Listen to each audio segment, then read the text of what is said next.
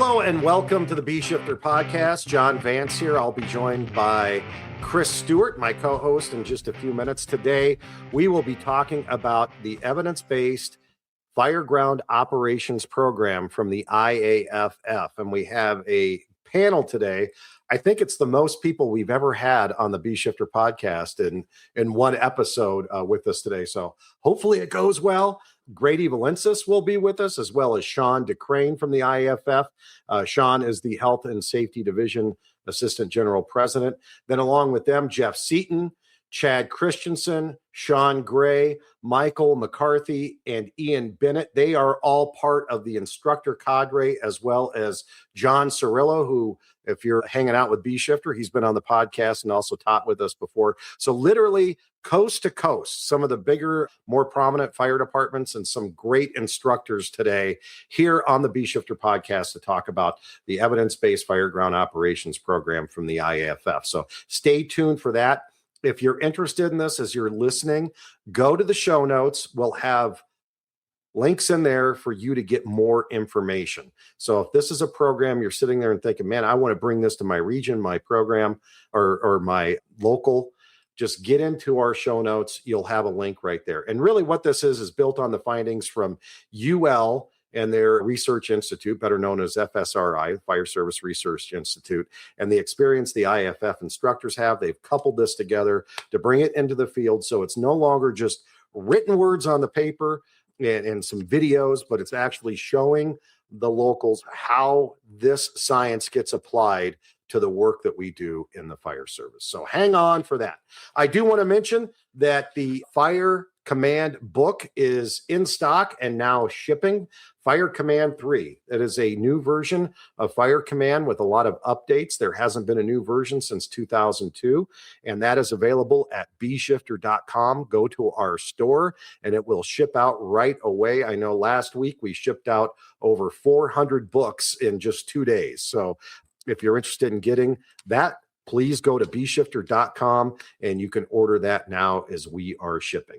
Let's get to the conversation and our panel today talking about the evidence-based Fireground operations program and the IAFF's delivery of that.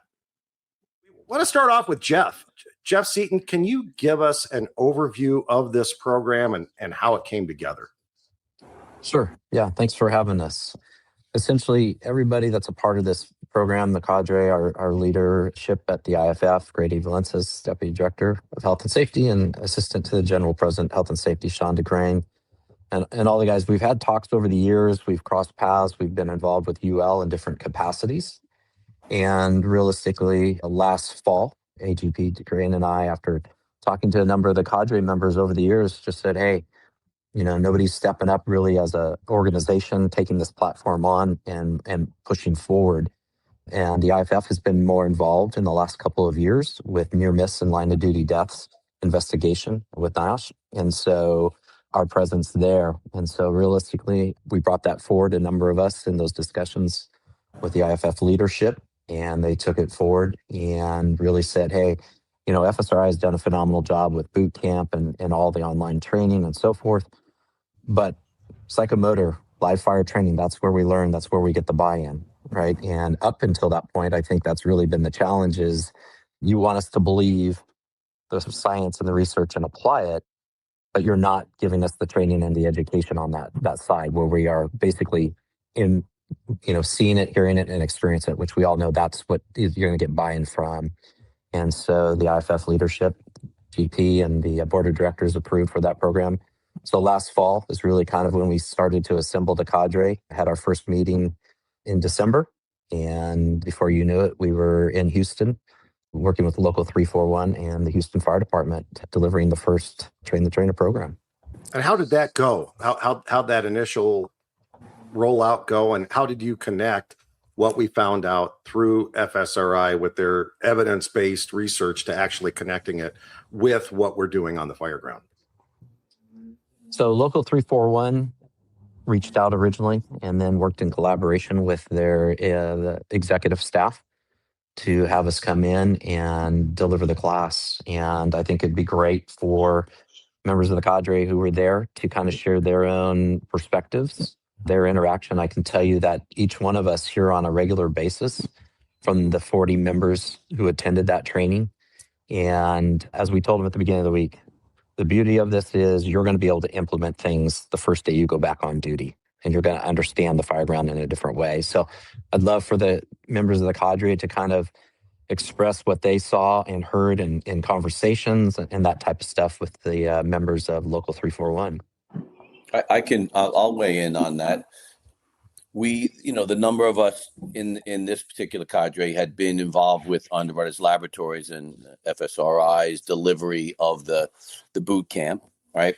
And so this program is like morphed out of that. So some of what would have been the normal bumps in the road for the first couple of deliveries, we've already kind of accomplished through UL. So we kind of had a nice framework to work of. But I think for all of us, and again, the cadres are, a West Coast to East Coast group across the entire American Fire Service. What still blows me away every time we're involved is watching the light bulbs go off when you deliver this, evidence-based, common sense, research-driven knowledge on the Fireground. Some of it, because through the years now, I think some of the departments that we're delivering it to now certainly have seen a little bit of it, to some degree, but there's always some component of what's delivered over the couple days that they were not aware of. And because we have this excellent group of people, each of them has experiences in their own jurisdictions. Now, I'm not building on my experience anymore now that I'm retired, but, we each have these, experiences based in our own departments. However, there's a commonality amongst all of them. And we can, explain and deliver that. And usually what happens is the same things we've seen, wherever we're delivering this, they've seen it.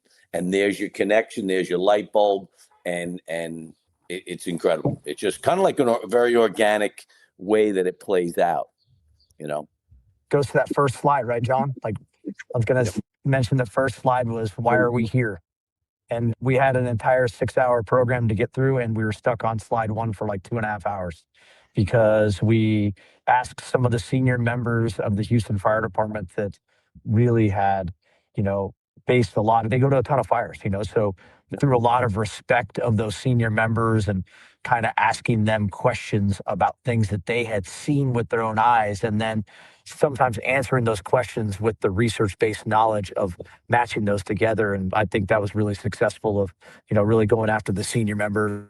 I'll say a couple of things. I think the unique thing about the program that the IAFF has put together is the combination of the knowledge and the psychomotor with live fire. I mean, you can read the stuff all day, but we're just show me people, right? And there were so many times in the live fire portion where guys, like Sean said, have been to a ton of fires, but they have certain beliefs. And so they don't believe the science, or they distrust the science, and they say, hey, I don't know about this. Can I just sit right next to the Fireground? Yeah, man, you could sit right there and watch it happen.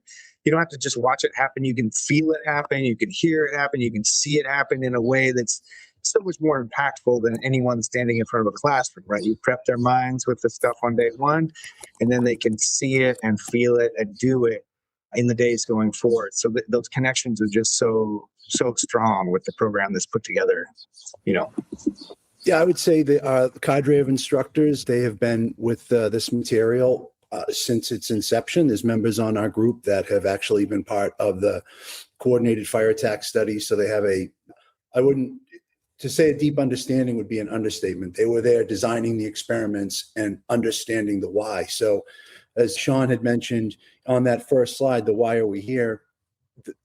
We're able to answer questions that maybe people didn't believe the research because it was prepared by folks who thought were just researchers and not members, men and women, brothers and sisters in the fire service.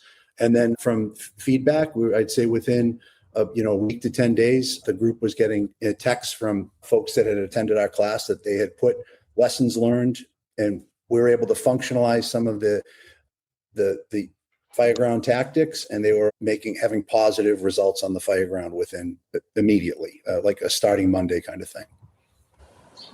I our think one of the perspective. unique things that we've been able to do with this program, as we told them at the beginning, we're going to tell you what the research and the science says, and then you're going to experience the science and the research, right? And that's what, as the group has talked about, that's what captured them, as Ian talked about, being in the hallway, being in the burn room with, and they come out of there and it's like, now I see what you're talking about, right? And that's what we told them is, we're going to tell you, then we're going to show you, and then on the last day, you're going to tell us what we showed you and what you experienced, right? And so again, like the group has said, they were able to tie all that in as opposed to just watching a video or reading a book and supposedly being willing to take that as fact and move forward. Yeah, being involved with FSRI, like with John and Sean from the very beginning, it's rewarding for us as an organization, the IAFF, really to start taking the lessons that we're learning through the research and be able to deliver it to our membership. I think under General President Kelly, we're really making a push to really become more engaged in training our members, educating our members in emergency response. If you look at Someone the trade approached Sean's truck organization, and if you look at the trade organizations out there, Yeah, I'm not hearing the it. training comes from the trades, whether it's the plumbers or the pipe fitters or the carpenters. They really develop and deliver great training because they're utilizing the membership that has that skill set, that has that experience. And in representing 367,000 members, we've got an awfully deep bench of talent. And this group right here is reflective of that. And so I think this was a great opportunity for us to start to provide that leadership in this training. It's science-based, it's evidence-based, and as everyone here has mentioned, we can actually demonstrate to our members what that research is not only telling them, but showing them. I don't know what happened to Sean, so hopefully he'll pop back on. But, his phone overheated. Oh, okay. So Or he's making a transaction. he's at an undisclosed location. He'll And hopefully use get Apple back Pay. on. Yeah, here he is. He's back with us. So very good. That sounds like a fantastic rollout for you guys. What's the criteria to be able to do this program? What kind of ways will it be delivered? What are the physical needs that you would have as far as training sites or required structures? How's this going to roll out? So we are offering multiple formats. So we can do a 2-day classroom session where really you're not incorporating the live fire or you're just doing a quick demonstration. We have a 3-day, which is incorporating the live fire in an observational mode, or that 4th day, it's train the trainer. So you can actually go and start utilizing that training within your district or within your department and start passing that information along. We're working with Honolulu right now. We'll be there in October, and they're, putting their training programs or their training apparatus together. Obviously, to do the live fire demonstrations, we need a burn building or something that could act in that capacity. But so really, if you can utilize your local training center, that's basically what we would need. So I know this group well enough, and the experience that you all have, not only teaching inside your organizations, but then going outside, whether it's FSRI, whether it's IAFF, and maybe together, right? And we've all learned how to teach and deliver this, as we've gone along, because everybody here has scars from trying to teach other people inside of our organizations fire behavior things. I gotta believe that this combination and this material is a lot better received because of all the lessons we've learned and because of actually putting their hands on it, seeing it, doing it, all those types of things. Am I kind of tracking with your guys' experience? No, I'll answer that real quick and then turn it over to these guys. I mean, all you have to do is look at this panel here and see the experience that's there and the credibility that's there. And I think that is really important to the success of the program. They can, each one of our instructors within the evidence-based Fireground operations has that ability to have that discussion, whether it's with a firefighter, a lieutenant, or a chief officer. They have the experience and the reputation to have that conversation, and I should say, and the knowledge to have that conversation and really explain how the research and the lessons can be incorporated into their operations. And I'll turn it over to anybody else that wants to add on to that. I think the hands-on component is huge, right? And so some of the things we've done in the past is a lot of the hands-on components were mostly demonstrations. And I know like in Houston, we were very successful, especially with the live fire portion. That's where we started to see a lot of light bulbs come on, was because we were able to flow water down a hallway, and they were actually seeing that water from a distance, their stream not even going into the fire room, was affecting the fire. And they all have enough experience to recognize that. So like I was in there at one point stoking the fire with the training chief, and he was like, I can't believe that it's doing that. So then he's called in a bunch of senior members. They all came in and watched, and that actually turned into this very big teaching, learning moment for them, was that here we are, all this stuff we talked about in the class, things get better from the distance, even when you apply water from a distance, and they got to see it with the live fire piece. So I think that's a really, really big piece of the program is the live fire part. So as you're doing the training, is the intent to train trainers that will sustain the program within the department, or how does the message go forward to the rest of the membership? So we've got 3 different opportunities for people. There is the train the trainer program that we did for Houston, that we've got upcoming in Honolulu and Los Angeles. And then we also have a 3-day operations program where they don't get that 4th day of teach back opportunities and so forth, but the curriculum and the content is the same. And then we've developed a 1-day, basically an awareness level, which is heavy in the classroom, and then demonstrations with the host room mechanics, props, and thermal imaging, some different things like that. So again, capturing them somewhat, but again, realistically, the operations or the train the trainer is where they're really going to get to experience the research and the evidence and see that themselves and experience it, like John and the guys have talked about. So at this point, it's locals reaching out to you with interest and departments reaching out to you with interest. Where do you see this going? Because I see this being like incredibly important, and I see it getting popular enough that you guys are going to get worn out. So like, are we looking at a long-term vision of the delivery of this? Because I see the value being huge here. Yes. As I mentioned earlier, we have a pretty deep bench with the IAFF, and part of the program is going to be making sure that we bring on instructors that can help move this forward. And actually, we are going to go into a partnership with FSRI in the implementation and the promotion of this class and the availability of it. So, I mean, we worked with Keith Stakes and with Dan Majorkowski to really build the curriculum. And just meeting with Keith the other day, there is that continued commitment to this.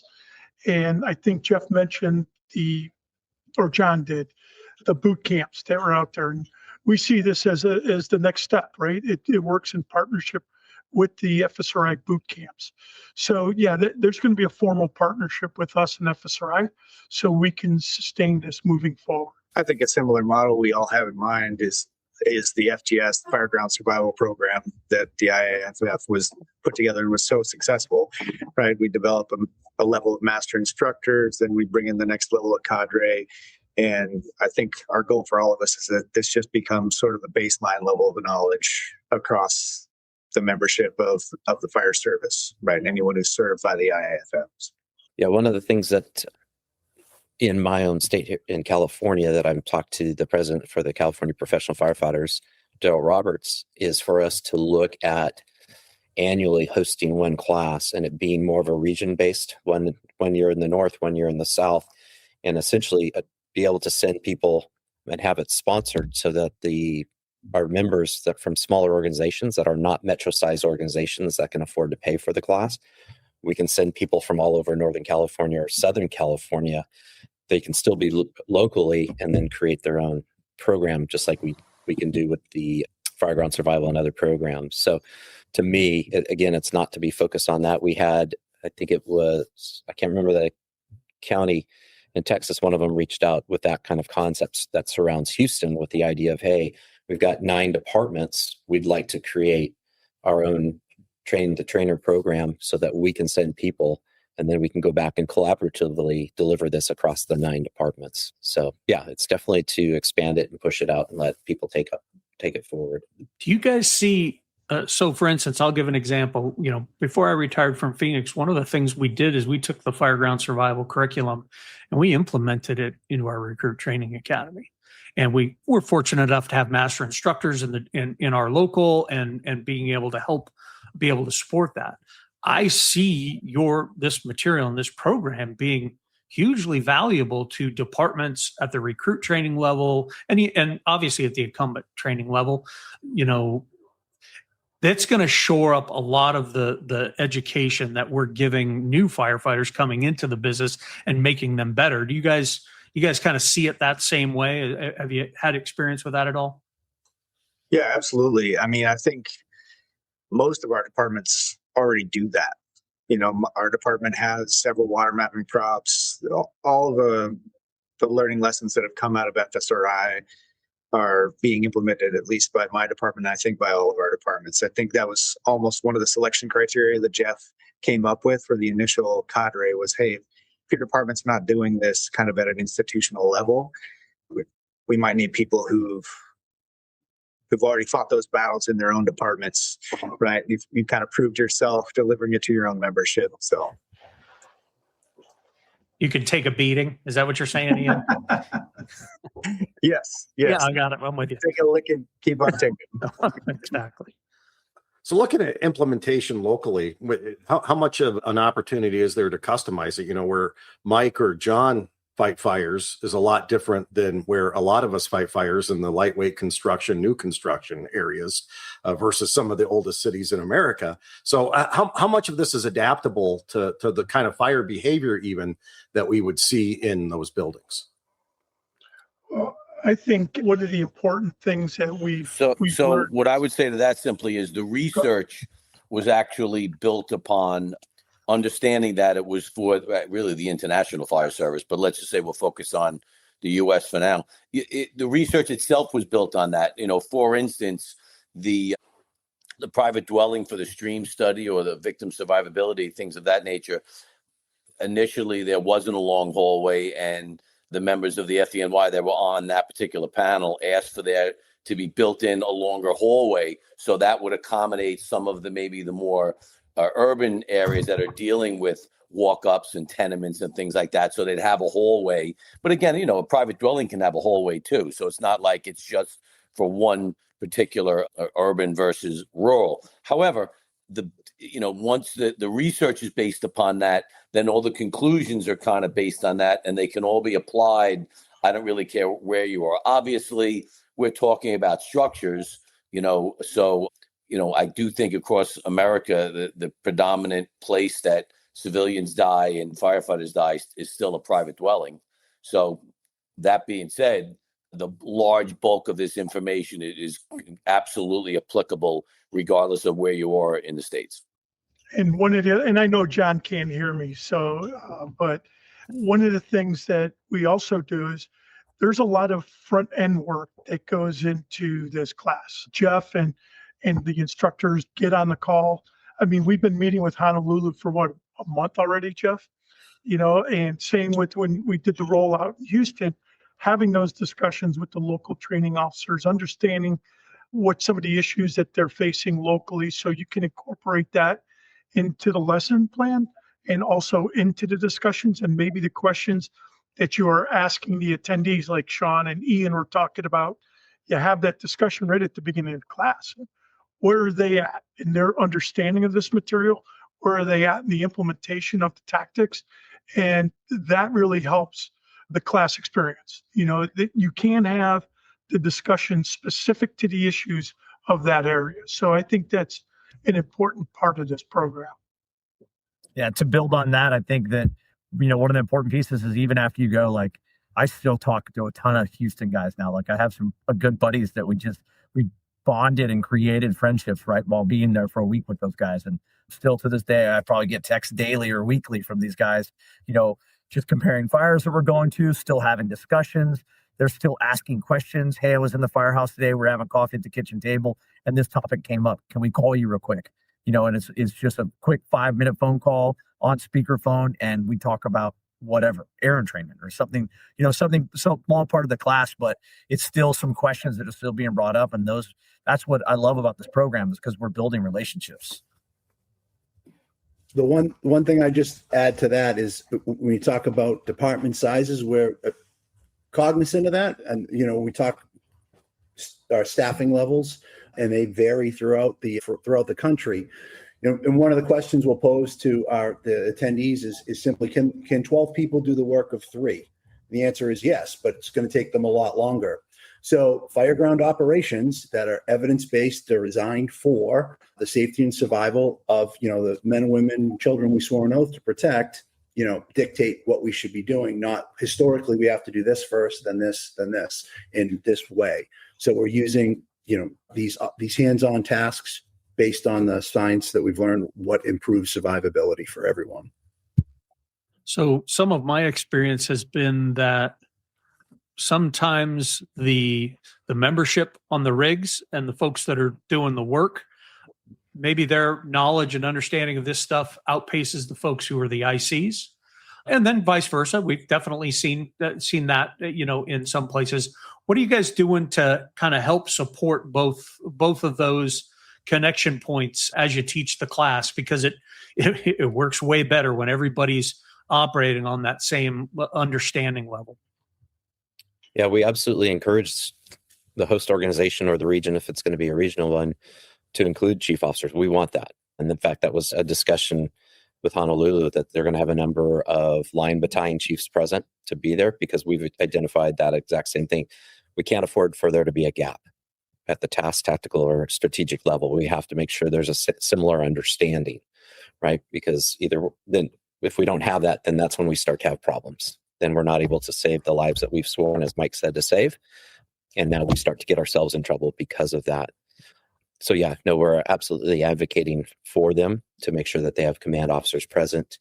And in some circumstances, even the executive level, right? The deputies and the assistants and the fire chiefs, if they're not able to sit in, then we've been able to have discussions. That's what we did, in fact, with Houston, because originally their executive staff was going to try to be present. Some of them, due to obviously their busy schedule, they weren't.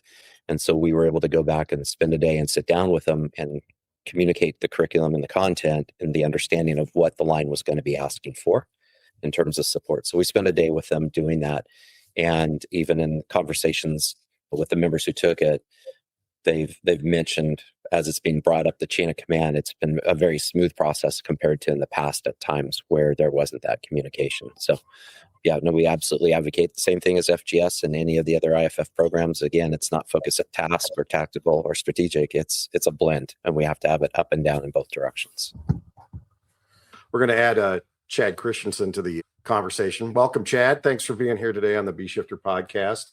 You're traveling, so we're kind of midway through. We're talking about implementation right now, and having the command officers and other decision makers within the department involved in it, because nothing will screw a good program up than somebody who's a multiple bugle coming in and saying, well, I just don't believe in this. And then it kind of turfs the whole thing. So I'm glad to hear there's that connection. Grady, did you have Grady unmuted for a second? Go ahead. Oh no, I was just leaning in to listen to the conversation. Okay. Yeah, okay. I'm more of the behind the scenes, just helping to corral the cats when it comes to the class deliveries and work with these fine folks. Wanted to get a closer look, because when Chad got on, our coolness level just went up like 5. Yeah, I actually was really taken aback. I had to get in closer and check out the shades, the aviators. Hey, sorry, sorry I'm late, and thanks for having us. So yeah, no, to your point, and the need for management to have a, to be supportive of this program or implementing change. Like I can tell you, just living through it in LA County, without the support of upper management, without the support of the mid-level chief officers, it's a failure. And because when you bring it out to the Fireground, and the chief officer shows up that doesn't agree with it, and then he starts working against the program, that can be disastrous for any organization. So yeah, definitely lived through some of that with us not doing a great job of educating kind of our middle management in the beginning. And then once we started educating our folks when we were implementing door control and exterior tack, things got a lot better, and a lot better acceptance and a lot better Fireground for sure. So you guys talked about, that first day and having that big conversation on the first day and sticking on the same slide for a couple of hours. So beyond that, beyond the classroom, when you start to get people connecting the motor skills to what they're seeing and starting to learn, what kind of stations or what kind of evolutions are there that you implement and you demonstrate? So we have multiple stations going simultaneously. So for example, when we get to the psychomotor, we use the phase 1 for live fire dynamic behavior training. We'll use the host stream mechanics prop. We'll use the tower for search and rescue, drags, those types of things for it. And so we just are continually moving and keeping them rotating through those stations. Thermal imaging, if they've got the Class B fuel prop, then Mike works with that. And the idea is on day 2 and day 2 is for the most part, other than the initial fire dynamics and behavior burn, the rest is non-IDLH. And then day 3 is all IDLH, right? And so as we've talked about before, the crawl, walk, run, and that's what we're really getting them to. Again, we want them to understand the mechanics, because when we go and start burning, we want air entrainment. We want them to start seeing the neutral plane rising behind them. We want them to see, as Sean talked about, where water is just small amounts starting to get into that compartment where it is. What's the change being made, right? The flow and move. So we really want them to see it and experience it, have great visibility, and then apply it in that live fire environment on day 3. Day 4, if we haven't been able to get the burns in that we feel we need to, then we'll go ahead and do that. And then the rest of the day is that teach back and make sure that they really have a good solid understanding of the fire behavior and fire dynamics portion of the program, because obviously that's the foundation to it, right? If they're not able to communicate that, then the rest is really going to be challenging with the hands-on with that. But please, guys, you guys all taught different stations, so please weigh in on the different things that you get to do at the stations. I mean, I'll start with search if you want. Here, local 2563, that's a big part of our culture. And we've done a lot of stuff with search. We have a ton of civilian rescues, and we use that experience to build our entire program off of all research-based stuff. So from the drags and carries, we talk about everything that is in the actual research from the search study, talking about how the airways need to be low, right? So years ago, we were taught these different carries where you would drag somebody and their head might be up here as you grab underneath their arms, right? And now we're realizing that, actually it needs to be down below the 1 foot level. So we're showing people drags and moves, and either from a wrist lock to a leg lock, those type of things. And then, after that, we're doing window initiated search and door initiated search, and having those conversations, which have been definitely controversial in the past, but are clearly now all backed by research. And that's a huge piece.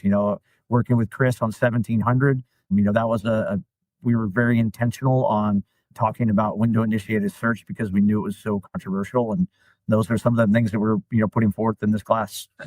Any of you other guys have experience? What has your experience been with the components you're teaching? I'd say the experience has been really, really positive. I think, when we get out to the drill ground, my first step is doing the live fire behavior piece, typically in a split cell container, ideally. And really, I think the aha moment is a lot of times in that prop, because, it's a controlled environment that we can really understand and take the time to not only educate, but the students can observe the impacts of air, the impacts of air entrainment, the impacts of door control, and then, the positive and negative impacts that a straight or solid stream can have in that environment, as opposed to utilizing any sort of broken stream. And then it gives us a great opportunity to, after about a half hour in the box, sit around and have a conversation with the student and really discuss things that they've seen or haven't seen before, and they can relate it back to, or we can relate it back to them, to the Fireground. And, it doesn't matter if you're a brand new firefighter or a seasoned vet, the opportunity or the reminder of really what is going on in that fire environment is pretty impactful.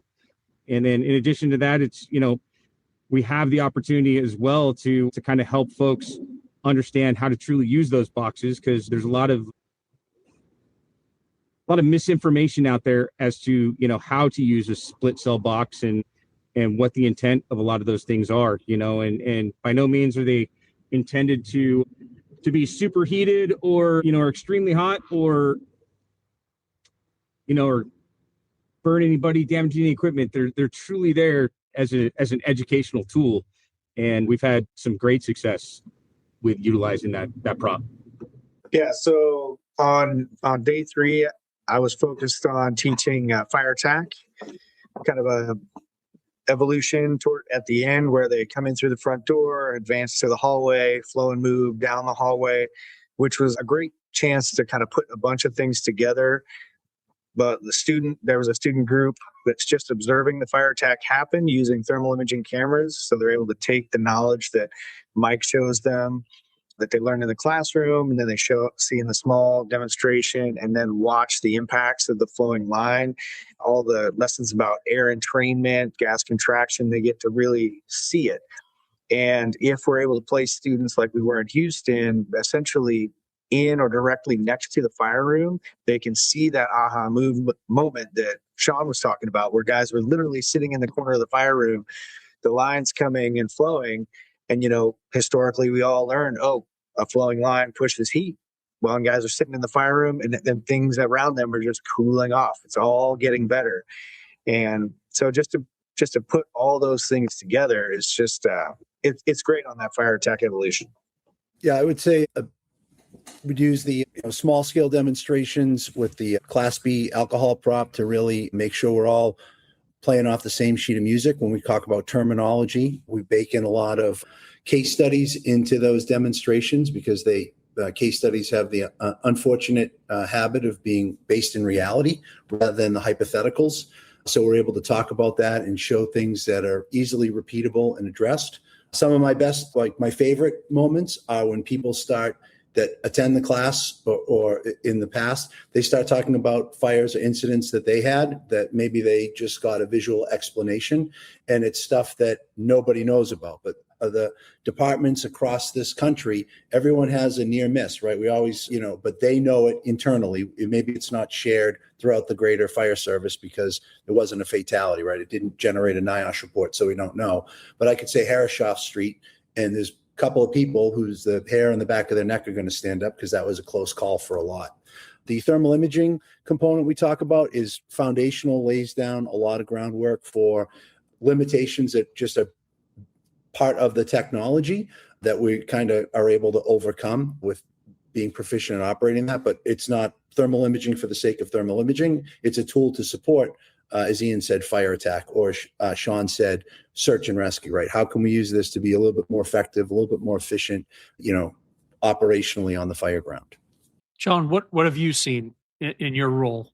Yeah, so kind of building off of what Mike just said, yeah, a lot of times in the FDNY, we were focused on the tragedy, and that gets all the attention. It gets the safety command comes into play, and they do a big investigation, everything, and what someone kind of said to us early on as we were implementing some of the research, either, from the Governor's Island 1 research to the Governor's Island 2 research, was you can't always just focus on the negative fires, because in fact, there's a lot of fires that actually go quite well.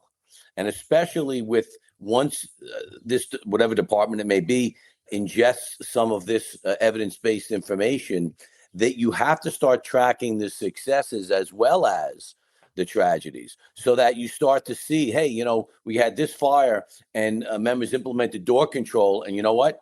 They were able to actually accomplish their mission much better than not doing door control, or there was a coordination in ventilation, or there was a lack of coordination in ventilation, whatever it may be.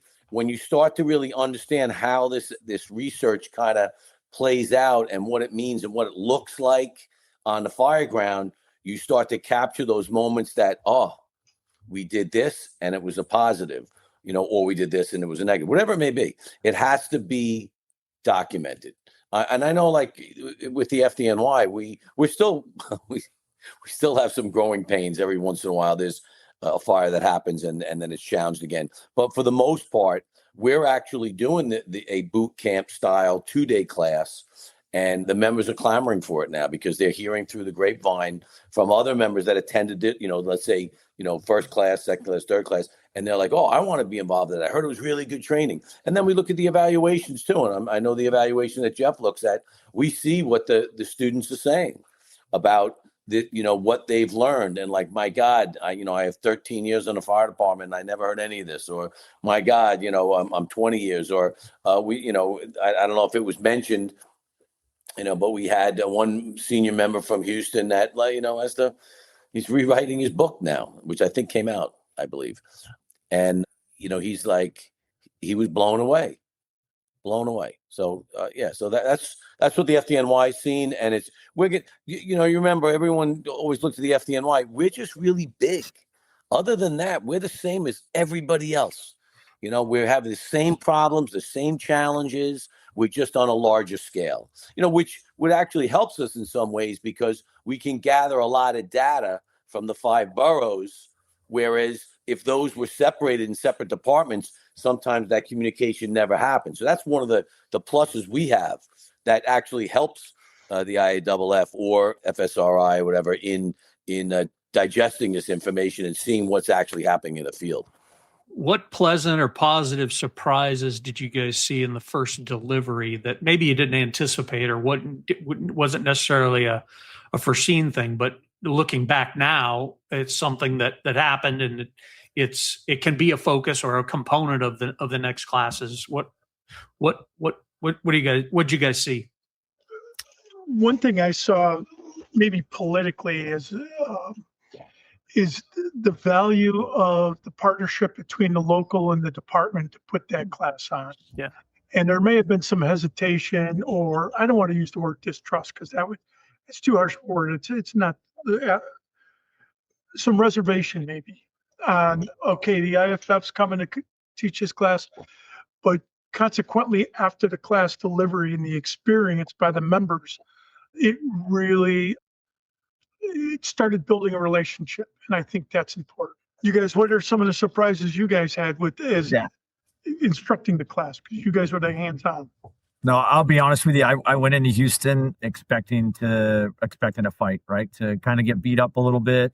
And Houston's a tough place. And I think the approach that we took from the very first day was really going after the senior members and respecting them for all of the experience that they have and the number of fires that they had. And, John talked about that one member who just retired and wrote a book. And when he was done, he's like, this is the best strategy and tactics class I've ever been to. I have to rewrite my book. And so that was a pretty powerful message right there and this is a guy that when he came in the room, many people in the room got up to greet him and hug him and we're happy to see him there. He's a very powerful individual in the Houston Fire Department. So that was one thing for me personally that I left there with a big just sense of relief of like, man, this was awesome. I mean, honestly, a highlight of my career so far of being involved in something that's really, really powerful. Yeah, I gotta reiterate what Sean's talking about too, because it's very difficult to go into such a large organization, and these guys go to fires every single day.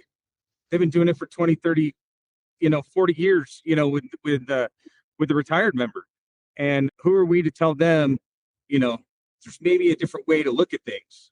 And I greatly appreciated their openness, their willingness to be accepting, and the aha moments and the passion that those guys and gals in that organization have of ensuring that they're doing what's best, not only for their members, but for the citizens that they serve, and for them to be able to recognize that, hey man, maybe we're not doing things the best, and we can save more lives if we just change things a little bit here and there.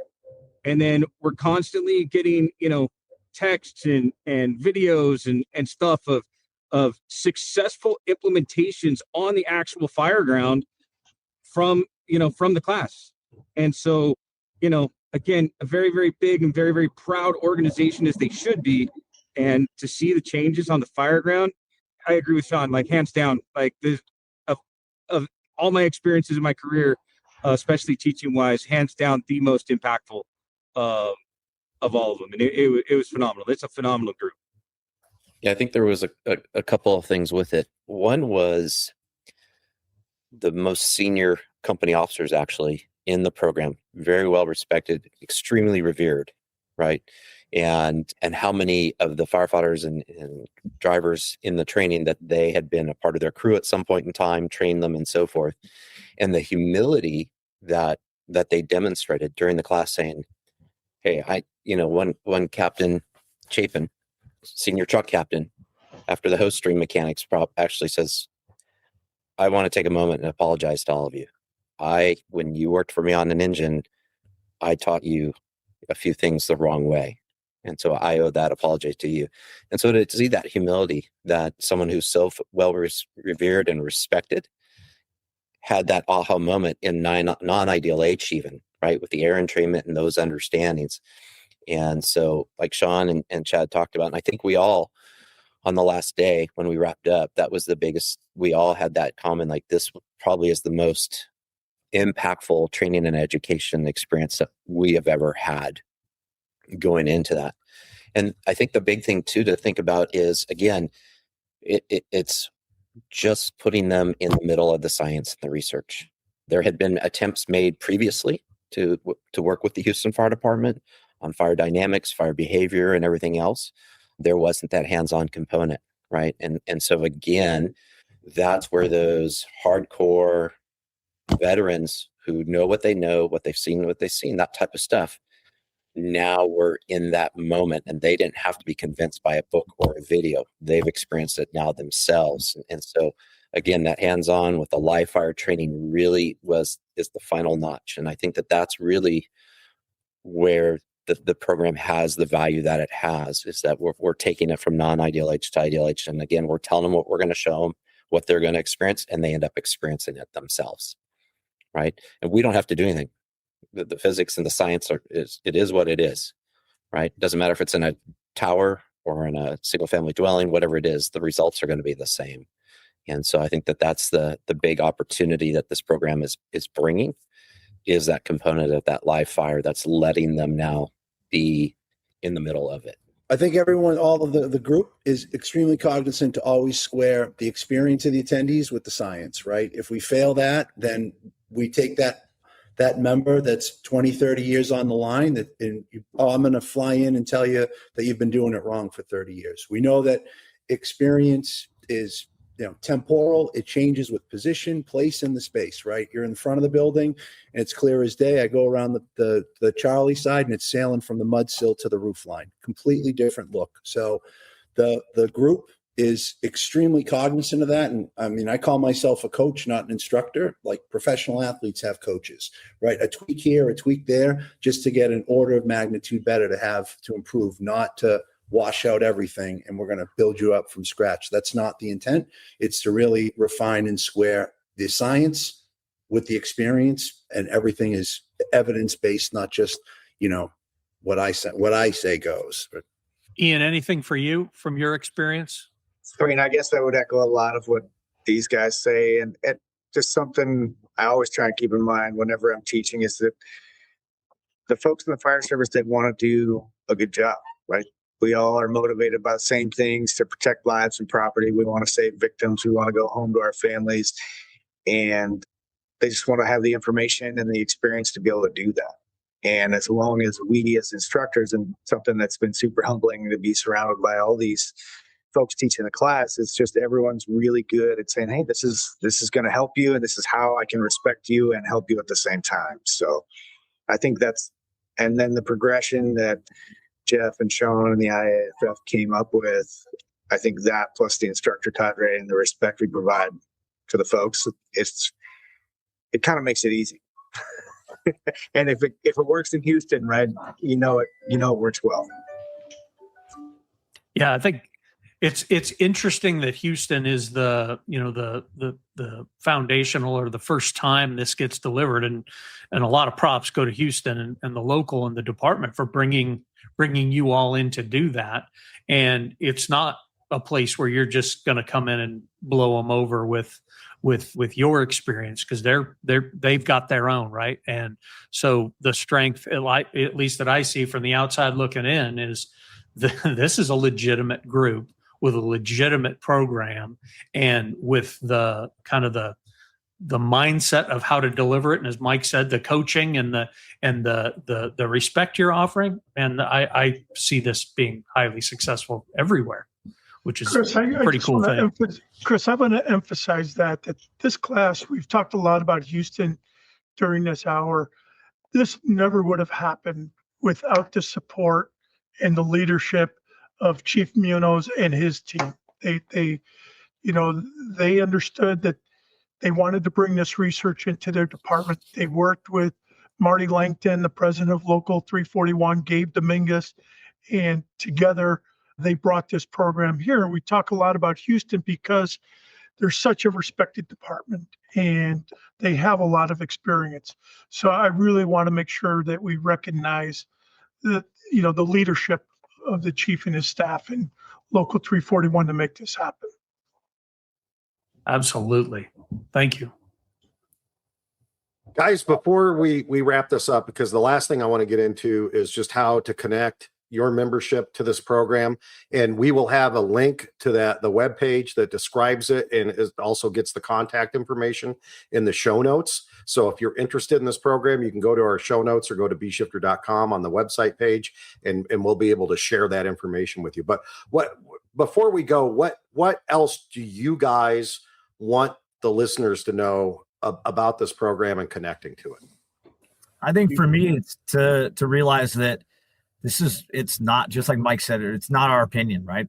Like, this is coming from the evidence. Like, everything that we're saying, we're backing it up with the evidence. It's all there, directly comes from the FSRI research. And so for me, that's one of the most powerful things, right? And a lot of times in the class, I'll say, listen, this class is going to make you faster, smarter, safer, and even more aggressive on the fireground, because we're showing you this research-backed stuff, that all of the fire dynamics and the principles that are going to allow you to be more effective on the fireground. And hopefully by the end of the class, people will start to realize that.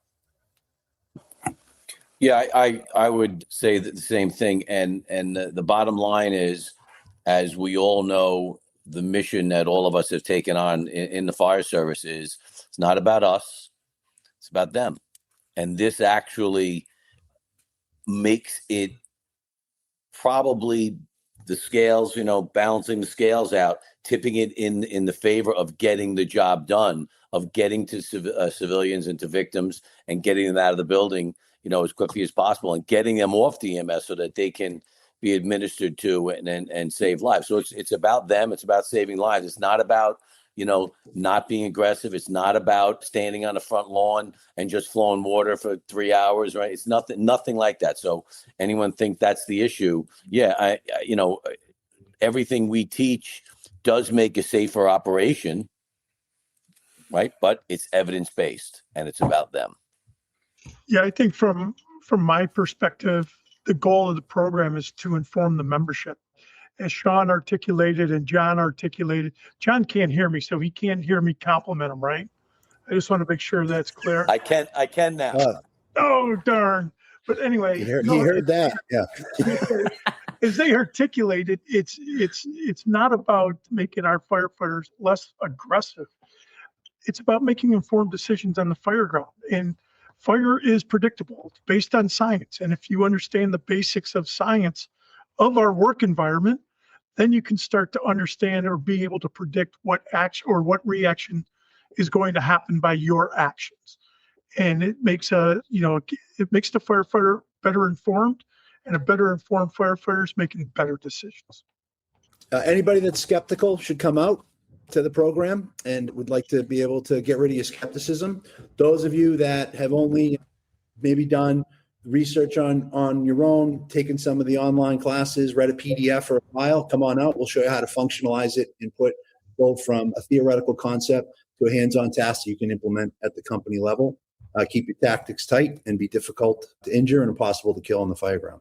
Outstanding. Anything else you guys want to cover? Because I do not want to leave anything hanging for you guys. On what good Sean Decrane was saying, I would argue that the in-person class every time that, any sort of conversation is had, right, it helps to translate FSRI's research for the people, because they reading the studies, understanding the educational material that's online, it's only one side of it. And so when you can have conversations with folks that have implemented change in their organizations or understand the material to a different level, and we can all speak kindergarten based on our kindergarten educations, then it becomes really positive. And I would also argue that you can be more aggressive on the Fireground and put your folks in places that you never thought possible, as long as you understand the fire dynamics piece, as long as you understand the water application piece, and you understand that the training environment and the real fire environment, the more effective you're going to be, the more lives you're going to save, the more property you're going to save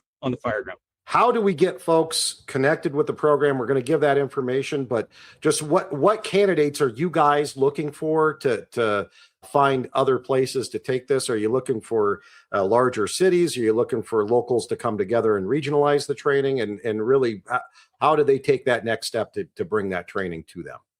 Email Grady. I want all the emails to go to Grady, but no. I encourage departments of any size, right? We, unfortunately, it costs money to get our instructors there to put the class on. And so we have to cover those costs. But if departments want to look at, combining their resources to host a class, we're more than happy to accommodate that. If a larger department wants to bring the class in, we're happy to do that. We're happy to consider options, right? What is the best way to do this? And I think Jeff mentioned it a little bit earlier. We are looking at potentially developing regional spots where we can have those on a regularly scheduled program where a department can send 1 or 2 members in, and maybe that is more cost effective for them. So yeah, if you have any questions, please reach out to us. If you have some different options you want to try out, we're open to that as well. Knowing a little bit about training dollars, this class is not an expensive class. Like looking at what it would cost. So, man, I see it being within reach for so many different reasons. Mm-hmm. Well, what a fascinating conversation, Chris. I'm really looking forward to seeing this program rolled out across the United States or North America, probably. I mean, extending into Canada, I'm sure.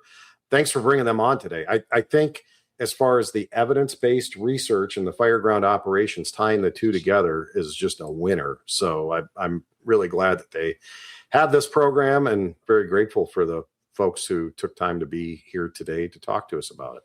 Yeah, it was really cool that they wanted to share it here, and they chose to share it here. They asked us, which is that's kind of cool from my perspective, at the very least, that we can intro that for them. And it is an important project, and just some of the relationships that I have with the instructors from this program, they are the real deal. They've been doing it a long time, and they've refined it and figured it out, and they walk the walk, right? We all know that the best instructors that we've all had in our careers are the ones when they're doing the work, they're walking the walk, and that's no doubt that group.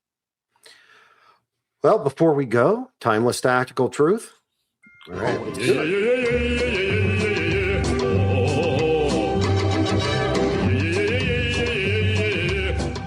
Timeless Tactical Truth from Alan Brunacini, and that book is available at bshifter.com. And today's Timeless Tactical Truth: it's hard to put into words stuff that can't be expressed in words. Seeing is believing. And that's really what these guys are talking about. We have these conventional ways that we were trained, or what used to work 20 years ago, maybe worked really well for us then, but isn't working these days because of fire behavior, particularly with the way that our furnishings and buildings are constructed. But being able to show somebody what you can't put into words, or maybe the words that they don't even believe. Yeah, it is kind of incredible, but I really think the value of what they're doing and what they've chosen to kind of put together. The cool part is the FSRI and the instructors and the IAFF, because they supported it, right? They learned a ton from the FSRI boot camps. and what was strong and what worked well and what was the things that actually moved the needle for firefighters. Well, now they're able to take that, plug it into more functional things on the drill ground with live fire to be able to demonstrate it. And it becomes very difficult for people, humans, just in general, like to not be able to be more readily understanding of, oh, that's what they were talking about. And I will tell you, we all have had experiences that can't be, very well explained, or the science, it hadn't been very well explaining it. But there is an explanation for it. And now that there's more research and more information about it, they're doing a better job of plugging that together so people can see and maybe experience what was previously unexplainable, and now have somebody smart, credible, all those things sit there and explain it to them and help them figure it out. And then they turn around and do it themselves. And, they're almost like, holy shit, that worked. Yeah. Well, it wasn't by accident. It worked because of physics and because of chemistry and those things. So yeah, I think it's kind of entertaining how we are as humans and firefighters in that way. Right. I'd like to thank our co-host Chris Stewart, as well as Grady Valencis, John Decrane, Jeff Seaton, Chad Christensen, Sean Gray, Michael McCarthy, Ian Bennett, and John Ceriello, all for being on the B-Shifter podcast today and sharing their knowledge and talking about this new great program from the IAFF. You can reach out to us in the show notes if you have any questions or if you want more information on that. Until next time, thank you so much for listening to the B-Shifter podcast.